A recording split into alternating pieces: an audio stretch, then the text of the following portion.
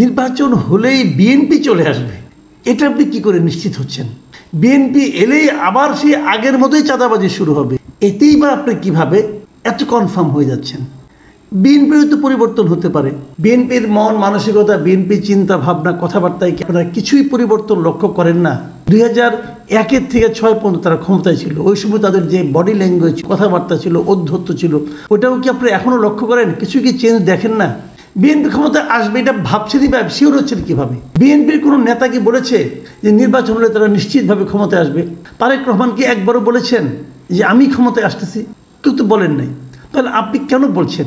স্টুডেন্টদের যে পার্টিটা আছে এদেরকে এই ধরনের কথা কিন্তু আমি বলতে শুনেছি। ওনারা তো একটা পলিটিক্যাল পার্টি করেছেন, কেন করেছেন? ওনারা পার্টিটা কেন করেছেন? ক্ষমতায় যাওয়ার জন্যই তো করেছেন। তাহলে ওনারা কেন নিজেদের উপর সে আস্থাটা রাখতে পারছেন না যে আমরা এত ভালো কাজ করবো? এই নির্বাচন, আমি ধরে নিচ্ছি নির্বাচন কবে হবে বলেন তো? ডিসেম্বরে অথবা আগামী বছরের জুনে। তো ডিসেম্বরের আগে তো নির্বাচনের কথা কেউ বলছে না, দাবিও করছে না। যদি ডিসেম্বরে নির্বাচন হয় সেটারও তো এখন থেকে বলতে গেলে আরও কমপক্ষে 9 মাস আছে। এই 9 মাসে যদি আপনারা প্রচুর কাজ করেন, মানুষের মন জয় করতে পারেন, আপনাদের আচার আচরণের মাধ্যমে আপনারা যদি প্রমাণ করতে পারেন যে আপনারাই এই জনগণের একমাত্র ভরসার জায়গা, তাহলে 9 মাসে অনেক কিছু ঘটতে পারে। শ্রীলঙ্কায় তো ঘটেছে, দিল্লিতে তো একসময় আম আদমি পার্টি এরকম করেছে। তো আপনারা সেই পথে যাচ্ছেন না কেন? কেন আপনারা ব্লেম গেমে যাচ্ছেন? কেন আপনারা ধরেই নিচ্ছেন বিএনপি ক্ষমতায় আসবে? এটা যদি আপনাদের উপলব্ধি হয় যে আপনারা বিভিন্ন জায়গায় মাঠে ময়দানে গিয়েছেন, মানুষের সঙ্গে কথা বলেছেন, তারা বলেছে যে হ্যাঁ বিএনপিকে আমরা ভোট দিব, তাহলে যদি হয়, যদি তার উপর ভিত্তি করে হয় তাহলে এক কথা, এছাড়া অন্য কি? আমি এই জায়গাগুলোতে বলি, দেখুন নির্বাচনে এখনও অনেক বাকি আছে কিন্তু।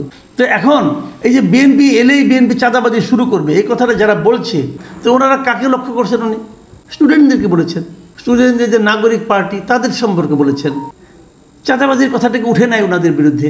ইদানিং তো স্টুডেন্টদের বিরুদ্ধে, সমন্বয়কদের বিরুদ্ধে নানা জায়গা থেকে কিন্তু চাঁদাবাজির কথা উঠছে, মানে নানা জনকে নানাভাবে চাকরিতে দেওয়ার জন্য সুপারিশের কথা উঠছে, এগুলো শোনা যাচ্ছে। এমনকি তাদের যে বড় বড় বিশাল আয়োজনে মিটিং হচ্ছে, সেই মিটিংয়েও তারা তো কারো না কারো হস্তে টাকা দিচ্ছেন। ওনারা বলছেন ওনাদের নিয়ে শুভানুধ্যায়ীরা দিচ্ছে, এটাও তো এক ধরনের চাঁদাই। তো এই যে কথাগুলো উঠছে, এটা কেন?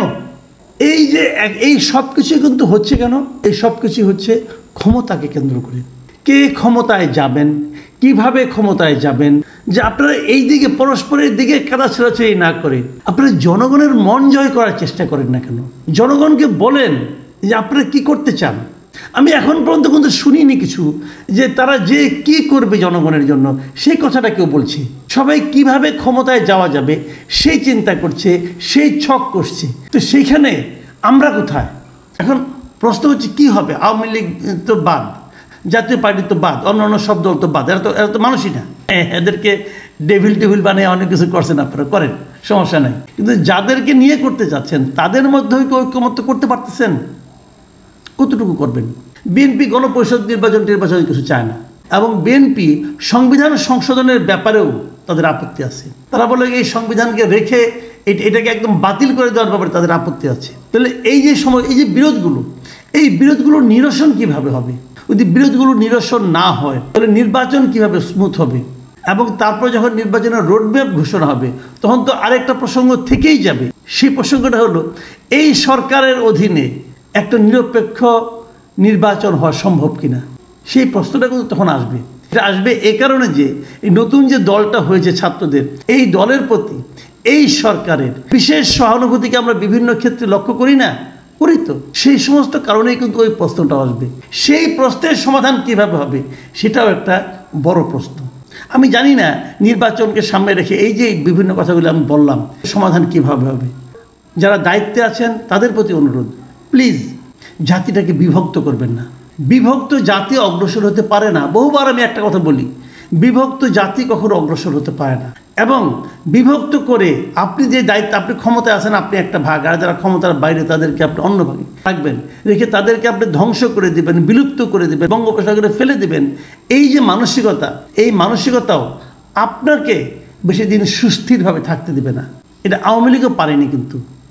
কাজে এই চেষ্টা যারাই করবেন তারাই আলটিমেটলি জাতির জন্য ক্ষতিকারক হিসেবে বিবেচিত হবেন।